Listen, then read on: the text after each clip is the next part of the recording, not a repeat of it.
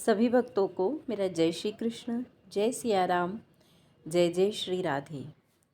श्री हरि श्रीमन महर्षि वेदव्यास प्रणीत महाभारत के प्रथम खंड का हम अध्ययन एवं श्रवण कर रहे हैं।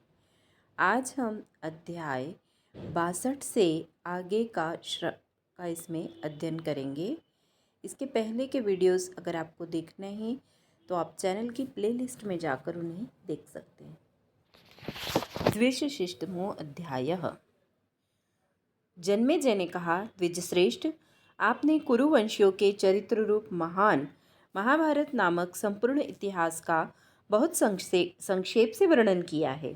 निष्पाप तपोधन, अब उस विचित्र अर्थ वाली कथा को विस्तार के साथ कहिए, क्योंकि उसे विस्तार पूर्वक सुनने के लिए मेरे मन में बड़ा कौतूहल हो रहा है। विप्रवर, आप पुनः पूरे विस्तार के साथ यह कथा सुनावें। मैं अपने पूर्वजों के इस महान चरित्र को सुनते सुनते तृप्त नहीं हो रहा हूँ। सब मनुष्यों द्वारा जिनकी प्रशंसा की जाती है, उन धर्मज्ञ पांडवों ने जो युद्ध भूमि में समस्त अवध्य सैनिकों का भी वध किया था, इसका कोई छोटा या साधारण कारण नहीं हो सकता। नरश्रेष्ठ, पांडव शक्तिशाली और निरपराध थे, तो भी उन्होंने दुरात्मा कौरवों के दिए हुए महान क्लेशों को कैसे चुपचाप सहन कर लिया। द्विजोत्तम, अपने विशाल भुजाओं से सुशोभित होने वाले भीमसेन में तो 10,000 हाथियों का बल था, फिर उन्होंने क्लेश उठाते हुए भी क्रोध को किस लिए रोक रखा था। द्रुपद कुमार कृष्णा भी सब कुछ करने में समर्थ थी, सती साध्वी देवी थी। धृतराष्ट्र के दुरात्मा पुत्रों द्वारा सताई जाने पर भी उन्होंने अपने क्रोधपूर्ण दृष्टि से उन सबको जलाकर भस्म क्यों नहीं कर दिया। कुंती के दोनों पुत्र भीमसेन और अर्जुन तथा मांद्री नंदन नकुल और सहदेव भी उस समय दुष्ट कौरवों द्वारा अकारण सताए गए थे। उन चारों भाइयों के ने जुए के दुर्व्यसन में फंसे हुए राजा युधिष्ठिर का साथ क्यों दिया। धर्मात्माओं में श्रेष्ठ धर्मपुत्र युधिष्ठिर धर्म के ज्ञाता थे, महान क्लेश में पड़ने योग्य कदापि नहीं थे, तो भी उन्होंने वह सब कैसे सहन कर लिया। भगवान श्री कृष्ण जिनके सारथी थे, उन पांडुनंदन अर्जुन ने अकेले ही बाणों की वर्षा करके समस्त सेनाओं को, जिनकी संख्या बहुत बड़ी थी, किस प्रकार यमलोक पहुंचा दिया। तपोधन, यह सब वृत्तांत आप ठीक ठीक मुझे बताइए। उन महारथी वीरों ने विभिन्न स्थानों और अवसरों में जो जो कर्म किए थे, वह सब सुनाइए। वैशंपायन जी बोले, महाराज, इसके लिए कुछ समय नियत कीजिए, क्योंकि इस पवित्र आख्यान का श्री व्यास जी के द्वारा जो क्रमानुसार वर्णन किया गया है, वह बहुत विस्तृत है और वह सब आपके समक्ष कहकर सुनाना है। सर्वलोक पूजित अमित तेजस्वी महामना महर्षि व्यास जी के संपूर्ण मत का यह वर्णन करूंगा। असीम प्रभावशाली सत्यवती नंदन व्यास जी ने पुण्यात्मा पांडवों की यह कथा 1,00,000 श्लोकों में कही है। जो विद्वान इस आख्यान को सुनाता है और जो मनुष्य सुनते हैं, वे ब्रह्मलोक में जाकर देवताओं के समान हो जाते हैं। यह ऋषियों द्वारा प्रशंसित पुरातन इतिहास श्रवण करने योग्य सब ग्रंथों में श्रेष्ठ, यह वेदों के समान ही पवित्र तथा उत्तम है। इसमें अर्थ और धर्म का भी पूर्ण रूप से उपदेश किया जाता है। इस परम पावन इतिहास में मोक्ष बुद्धि प्राप्त होती है, जिनका स्वभाव अथवा विचार खोटा नहीं है, जो दानशील, सत्यवादी और आस्तिक है।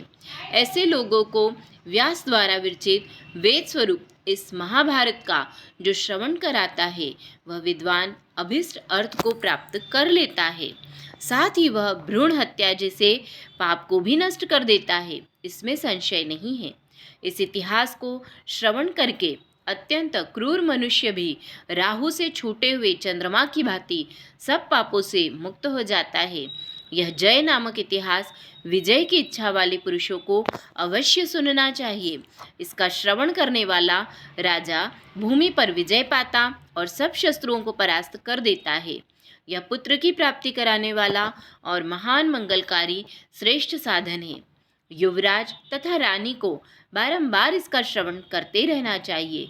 इससे यह वीर पुत्र अथवा राज्य सिंहासन पर बैठने वाली कन्या को जन्म देती है। अमित मेधावी व्यास जी ने इस पुण्यमय धर्मशास्त्र, उत्तम अर्थशास्त्र तथा सर्वोत्तम मोक्ष शास्त्र भी कहा है। जो वर्तमान में इसका पाठ करते हैं तथा जो भविष्य में इसे सुनेंगे, उनके पुत्र सेवा परायण और सेवक स्वामी का प्रिय करने वाले होंगे।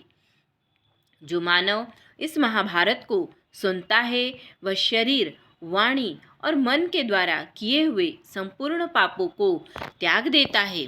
जो दूसरों के दोष न देखने वाले भरतवंशियों के महान जन्म वृत्तांत रूप महाभारत का श्रवण करते हैं, उन्हें इस लोक में भी रोग व्याधि का भय नहीं होता, फिर परलोक में तो हो ही कैसे सकता है।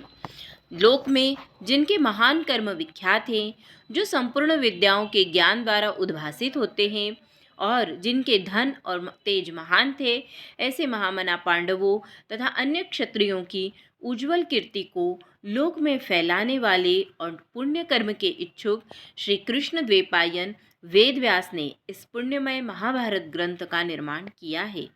यह धन, यश, आयु, पुण्य तथा स्वर्ग की प्राप्ति कराने वाला है। जो मानव इस लोक में पुण्य के लिए पवित्र ब्राह्मणों को इस परम पुण्यमय ग्रंथ का श्रवण कराता है, उसे शाश्वत धर्म की प्राप्ति होती है। जो सदा कौरवों के इस विख्यात वंश का कीर्तन करता है, वह पवित्र हो जाता है। इसके सिवा उसे विपुल वंश की प्राप्ति होती है और वह लोक में अत्यंत पूजनीय होता है। जो ब्राह्मण नियम पूर्वक ब्रह्मचर्य व्रत का पालन करते हुए वर्षा के 4 महीने तक निरंतर इस पुण्यप्रद महाभारत का पाठ करता है, वह सब पापों से मुक्त हो जाता है। जो महाभारत का पाठ करता है, उसे संपूर्ण वेदों का पारंगत विद्वान जानना चाहिए। इसमें देवताओं, राजर्षियों तथा पुण्यात्मा ब्रह्मर्षियों के, जिन्होंने अपने सब पाप धो दिए हैं, चरित्र का वर्णन किया गया है। इसके सिवा इस ग्रंथ में भगवान श्री कृष्ण की महिमा का भी कीर्तन किया जाता है। देवेश्वर भगवान शिव और देवी पार्वती का भी इसमें वर्णन है तथा अनेक माताओं से उत्पन्न होने वाले कार्तिकेय जी के जन्म का प्रसंग भी इसमें कहा गया है। ब्राह्मणों तथा गौओं के माध्यम का निरूपण भी इस ग्रंथ में किया गया है। इस प्रकार यह महाभारत संपूर्ण श्रुतियों का समूह है।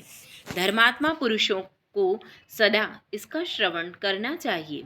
जो विद्वान पर्व के दिन ब्राह्मणों को इसका श्रवण कराता है, उसके सब पाप धुल जाते हैं और वह स्वर्ग लोक को जीतकर सनातन ब्रह्म को प्राप्त कर लेता है। जो राजा इस महाभारत को सुनता है, वह सारी पृथ्वी के राज्य का उपभोग करता है। गर्भवती स्त्री इसका श्रवण करे तो वह पुत्र को जन्म देती है। कुमारी कन्या इसे सुने तो उसका शीघ्र विवाह हो जाता है। व्यापारी वैश्य यदि महाभारत श्रवण करें तो उनके व्यापार के लिए की हुई यात्रा सफल होती है। शूरवीर सैनिक इसे सुनने से युद्ध में विजय पाते हैं। जो आस्तिक और द्रोष दृष्टि से रहित हों, उन ब्राह्मणों को नित्य इसका श्रवण कराना चाहिए। वेद विद्या का अध्ययन एवं ब्रह्मचर्य व्रत पूर्ण करके जो स्नातक हो चुके हैं, उन विजयी क्षत्रियों को और क्षत्रियों के अधीन रहने वाले स्वधर्म परायण वैश्यों को भी महाभारत श्रवण करना चाहिए। भारत सब धर्मों में यह महाभारत श्रवण रूप श्रेष्ठ धर्म पूर्व काल से ही देखा गया है। राजन, विशेषतः ब्राह्मणों के मुख से इसे सुनने का विधान है। जो बारंबार अथवा प्रतिदिन इसका पाठ करता है, वह परम गति को प्राप्त होता है। प्रतिदिन चाहे एक श्लोक या आधे श्लोक अथवा श्लोक के एक चरण का ही पाठ कर ले, किंतु महाभारत के अध्ययन से शून्य कभी नहीं रहना चाहिए। इस महाभारत में महात्मा राजर्षियों के विभिन्न प्रकार के जन्म वृत्तांतों का वर्णन है। इसमें मंत्र पदों का प्रयोग है। अनेक दृष्टियों के अनुसार धर्म के स्वरूप का विवेचन किया गया है। इस ग्रंथ में विचित्र युद्धों का वर्णन तथा राजाओं के अभ्युदय की कथा है। तात इस महाभारत में ऋषियों तथा गंधर्वों एवं राक्षसों की भी कथाएं हैं। इसमें विभिन्न प्रसंगों को लेकर विस्तार पूर्वक वाक्य रचना की गई है। इसमें पुण्य तीर्थों, पवित्र देशों, वनों, पर्वतों, नदियों और समुद्रों के भी महात्म्य का प्रतिपादन किया गया है। पुण्य प्रदेशों तथा नगरों का भी वर्णन किया गया है। श्रेष्ठ उपचार और अलौकिक पराक्रम का भी वर्णन है। इस महाभारत में महर्षि व्यास ने सत्कार योग, स्वागत सत्कार के विविध प्रकार का निरूपण किया है तथा रथ सेना, अश्व सेना और गज सेना की व्यूह रचना तथा युद्ध कौशल का वर्णन किया गया है। इसमें अनेक शैली की वाक्य योजना, कथोपकथन का समावेश हुआ है।